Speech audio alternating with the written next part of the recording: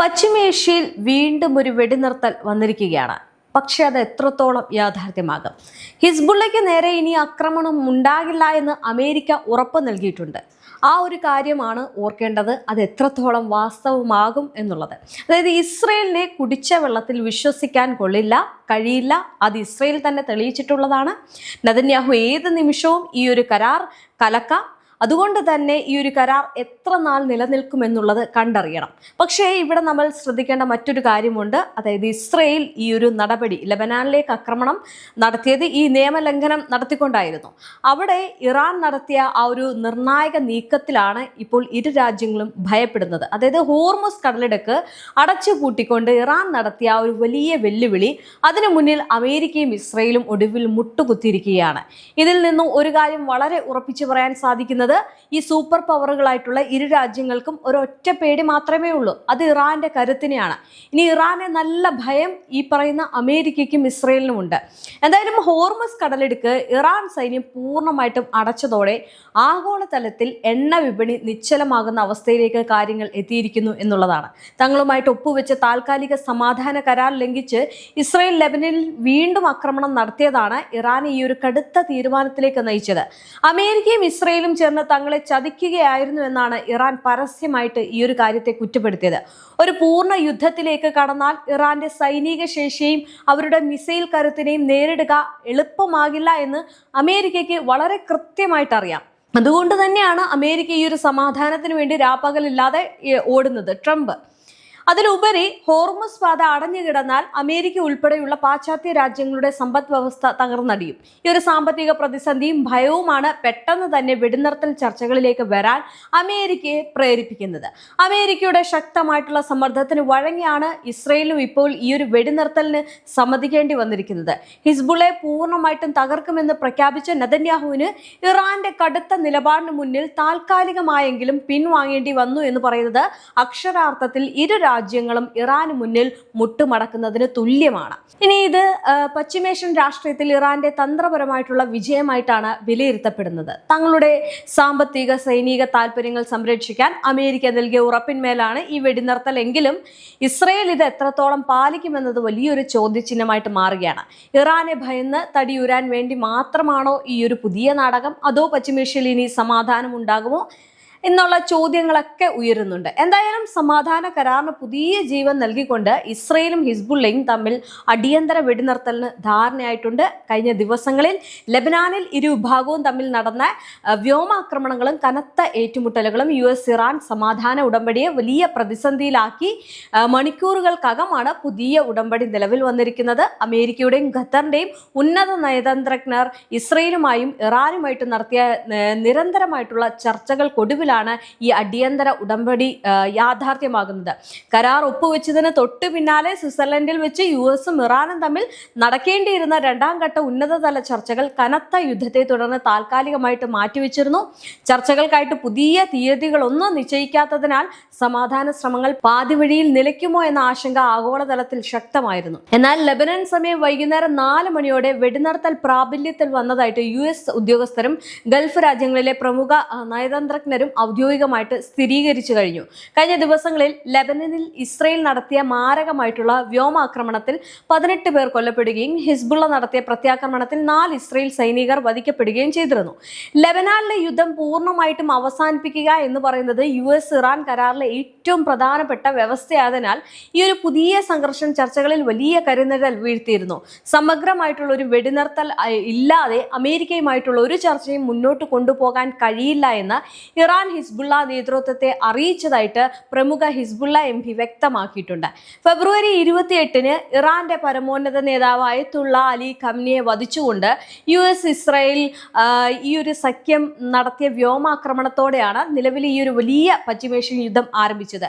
ഇതിന് അറുതി വരുത്താനായിട്ട് Donald Trump ഇറാന്റെ പുതിയ പ്രസിഡന്റ് മസൂദ് പെസഷ്കിയാനും ഒപ്പുവെച്ച 14-ഇന ധാരണാപത്രമാണ് സമാധാനത്തിനായിട്ടുള്ള വഴി തുറന്നത്.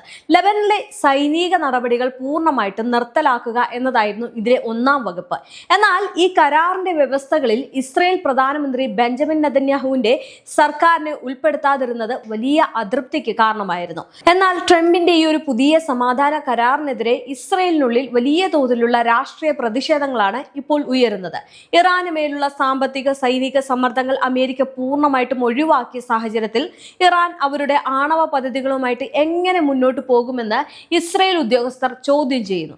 നെതന്യാഹു നമുക്ക് ചരിത്രപരമായിട്ടുള്ള വിജയമാണ് വാഗ്ദാനം ചെയ്തത് എന്നും എന്നാൽ ഇപ്പോൾ അമേരിക്കയുമായിട്ടുള്ള ബന്ധം തകരുകയും ഇറാനികൾക്ക് പണവും മിസൈലുകളും ലഭിക്കുകയും ചെയ്യുന്ന അവസ്ഥയാണ് ഉണ്ടായത് എന്നും ഇസ്രയേൽ പ്രതിപക്ഷ നേതാവ് യാഖിർ ലാപിഡ് കടുത്ത ഭാഷയിൽ വിമർശിക്കുന്നുണ്ട്. വെടിനിർത്തൽ പ്രഖ്യാപിക്കുന്നതിന് തൊട്ടു മുമ്പ് വരെ ലെബനനിലെ 80ഓളം ഹിസ്ബുള്ള കേന്ദ്രങ്ങളിൽ തങ്ങൾ കടുത്ത ആക്രമണം നടത്തിയതായിട്ടും ഡസൻ കണക്കിന് ഭീകരരെ വധിച്ചതായിട്ടും ഇസ്രയേൽ സൈന്യം അവകാശപ്പെടുകയാണ്. അതായത് അവിടുത്തെ ജനങ്ങളെയും അവിടുത്തെ ഈ സൈനികരെയും വധിച്ചു എന്നാണ് പറയുന്നത്.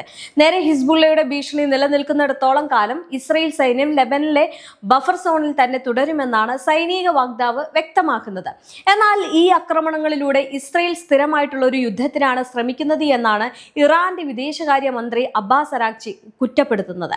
ഇസ്രയേലിന്റെ ആക്രമണങ്ങൾക്ക് മറുപടിയായിട്ട് ഇറാന്റെ പുതിയ പരമോന്നത നേതാവ് അയത്തുള്ള മുജ്തബ ഖമേനിയും തങ്ങളുടെ രാജ്യം ഏത് കടുത്ത നടപടിക്കും സന്നദ്ധമാണെന്ന് സൂചന നൽകിയിട്ടുണ്ട്. അത് തന്നെയാണ് ഇപ്പോൾ ഇസ്രയേലിനെയും അമേരിക്കയും ഭയപ്പെടുത്തുന്നത്. കാരണം ഈ ഒരു കരാറിൽ നിന്ന് ഏത് നിമിഷവും പിന്മാറാം. ഈ നിയമങ്ങൾ ലംഘിച്ചു കഴിഞ്ഞാൽ ഇറാന്റെ ഭാഗത്തു നിന്നുണ്ടാകുന്ന നീക്കങ്ങൾ അവരെ വലിയ രീതിയിൽ തന്നെ സ്വാധീനിക്കും എന്നുള്ള കാര്യം അവർക്ക് വളരെ വ്യക്തമാണ്.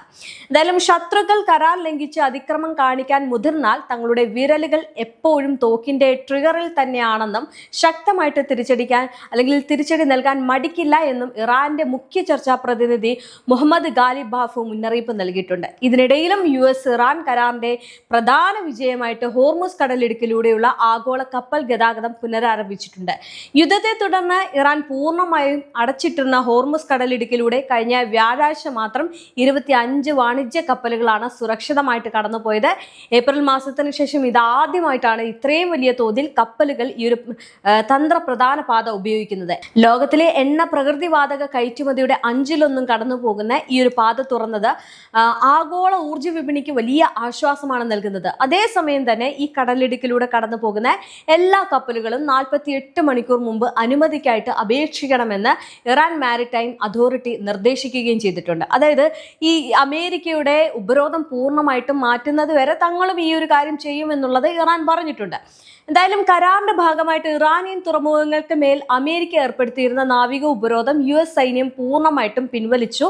എങ്കിലും അമേരിക്കൻ യുദ്ധക്കപ്പലുകൾ ഈ ഒരു മേഖലയിൽ നിരീക്ഷണം തുടരുമെന്നാണ് US മിലിറ്ററി വ്യക്തമാക്കുന്നത്. ഇറാന്റെ മരവിപ്പിച്ച അക്കൗണ്ടുകൾ പുനഃസ്ഥാപിക്കുക, $300 ബില്യൺ സാമ്പത്തിക വികസന പാക്കേജ് അനുവദിക്കുക, വരും ദിവസങ്ങളിൽ UN സുരക്ഷാ കൗൺസിലിന്റെ മേൽനോട്ടത്തിൽ അന്തിമ കരാറിലെത്തുക തുടങ്ങിയവയാണ് ധാരണാപത്രത്തിലെ മറ്റു പ്രധാന വ്യവസ്ഥകൾ. അടുത്ത 60 ദിവസത്തിനുള്ളിൽ ഇരു രാജ്യങ്ങളും തമ്മിൽ അന്തിമ കരാറിലെത്തുന്നതിനുള്ള ചർച്ചകൾ സ്വിറ്റ്സർലൻഡിൽ പുനരാരംഭിക്കുമെന്നാണ് വൈറ്റ് ഹൗസ് നൽകുന്ന സൂചന. ലെബനനിലെ വെടിനിർത്തൽ എത്രത്തോളം സുസ്ഥിരമായി തുടരുന്നു എന്നതിനെ ആശ്രയിച്ചിരിക്കും ട്രംപിന്റെ ഒരു പശ്ചിമേഷ്യൻ സമാധാന ദൗത്യത്തിന്റെ ഭാവി തന്നെ. വരും ദിവസങ്ങളിൽ ഖത്തറിന്റെയും മറ്റ് ഗൾഫ് രാജ്യങ്ങളുടെയും ശക്തമായിട്ടുള്ള ഇടപെടലുകൾ ഈ ഒരു സമാധാന ശ്രമങ്ങൾക്ക് കൂടുതൽ വേഗത പകരുമെന്നാണ് രാജ്യാന്തര നിരീക്ഷകർ വിലയിരുത്തുന്നത്. എന്തായാലും ഒരു കാര്യം വളരെ വ്യക്തമാണ്. 60 ദിവസത്തെ വെടിനിർത്തൽ കരാറിന്റെ ചർച്ചകൾ തുടർന്ന് സമാധാന കരാറിൽ ഒപ്പുവെക്കുമ്പോൾ മറുവശത്തെ ലെബനാനിലേക്ക് ആക്രമണം തുടരുന്ന ഇസ്രയേലിന് വലിയ രീതിയിലുള്ള പണിയായിരിക്കും ലഭിക്കാൻ പോകുന്നത്. കാരണം അമേരിക്കയും ഈ ഒരു സമാധാന കരാറിനായിട്ട് നെട്ടോട്ടം ഓടുമ്പോൾ ഇസ്രയേൽ ആ ഒരു യുദ്ധം നീട്ടിക്കൊണ്ടുപോകാൻ ആഗ്രഹിക്കുകയാണ് ചെയ്യുന്നത്. മാത്രമല്ല വാക്ക് പറഞ്ഞാൽ അവിടെ ചതി പ്രയോഗിക്കുന്ന രീതി തന്നെയാണ് ഇരു രാജ്യങ്ങളും സ്വീകരിച്ചിട്ടുള്ളത്. എന്തായാലും ഇപ്പോൾ ഈ യുദ്ധം നിർത്തണം എന്നുള്ള ആവശ്യം അമേരിക്കയാണ് സമ്മർദ്ദം ചെലുത്തുന്നത്. എന്നാൽ അമേരിക്കയെ ചതിച്ചുകൊണ്ട് ഈ ഒരു യുദ്ധം നീട്ടിക്കൊണ്ടുപോകാൻ എന്തായാലും നെതന്യാഹു ഉറപ്പായിട്ട് ശ്രമിക്കും. ഈ ദിവസങ്ങളിൽ വീണ്ടും ലെബനാനിലേക്ക് ആക്രമണം നടത്തി വലിയ രീതിയിലുള്ള ആളപായങ്ങൾ റിപ്പോർട്ട് ചെയ്തു കഴിഞ്ഞാൽ, അല്ലെങ്കിൽ അത്തരം വാർത്തകൾ വന്നു കഴിഞ്ഞാൽ ഇറാൻ വെറുതെ ഇരിക്കില്ല. ഈ സമാധാന കരാറുകളെല്ലാം പാളിപ്പോകും എന്നതിൽ സംശയമില്ല. പിന്നെ ഞാൻ നേരത്തെ പറഞ്ഞതുപോലെ തന്നെ വലിയ ഭയമുണ്ട്. അതുകൊണ്ട് തന്നെ ഏതെങ്കിലും തരത്തിൽ അത്തരം ഒരു നീക്കം നടന്നു കഴിഞ്ഞാൽ, ഇസ്രയേൽ വെറുതെ പോയി ഈ ഒരു വീണ്ടും യുദ്ധം തുടങ്ങിക്കഴിഞ്ഞാൽ ഇസ്രയേലിനെ ആകെ മൊത്തത്തിൽ പഞ്ഞിക്കിടുന്ന ഒരു രീതിയിലേക്ക് ഇറാൻ തന്റെ തീരുമാനങ്ങൾ എടുക്കും. കാരണം ഏത് നിമിഷവും അവിടെ എന്തും സംഭവിക്കാം എന്ന രീതിയിലേക്കാണ് കാര്യങ്ങൾ. അവരുടെ വിരലുകൾ ഏത് സമയവും പ്രവർത്തിക്കുമെന്നാണ് എന്തായാലും മുജ്തബ ഖമീനി പറയുന്നത്. അങ്ങനെയാണെന്നുണ്ടെങ്കിൽ വലിയ രീതിയിലുള്ള പ്രത്യാഘാതങ്ങൾ ഇസ്രയേൽ അനുഭവിക്കേണ്ടി വരും. അത് വീണ്ടും ഒരു യുദ്ധത്തിന്റെ വലിയൊരു വക്കിലേക്ക് കൊണ്ടുപോകും എന്നതിൽ സംശയമില്ല. അതിൽ വലിയ രീതിയിലുള്ള പരാജയവും അതോടൊപ്പം തന്നെ പ്രത്യാഘാതങ്ങളും ഈ പറയുന്ന Netanyahu American president Donald Trump നേരിടേണ്ടി വരുമെന്ന് തന്നെ ഇതിൽ നിന്ന് മനസ്സിലാക്കാം. എന്തായാലും ഇപ്പോൾ അമേരിക്ക വല്ലാതെ ഭയപ്പെടുന്നുണ്ട്. ആ ഭയപ്പാട് കൊണ്ട് തന്നെയാണ് ഈ ഒരു സമാധാനം കൊണ്ടുവരാൻ വേണ്ടിയിട്ട് ഇറാൻ പറയുന്ന കാര്യങ്ങളിൽ ഇറാന് മുന്നിൽ മുട്ടുമടക്കിയിരിക്കുന്നത്.